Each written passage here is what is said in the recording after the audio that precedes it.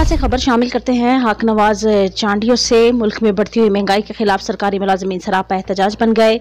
All Pakistan clerk association की जानिब से सूबाई सदर अहमद नवाज पठान की क़यादत में महंगाई के खिलाफ ईदी सेंटर से प्रेस क्लब तक एहतजाजी रैली निकाली गई। रैली में शरीक सरकारी मुलाजमीन की महंगाई बढ़ने पर हुकूमत के खिलाफ दुहाइयां।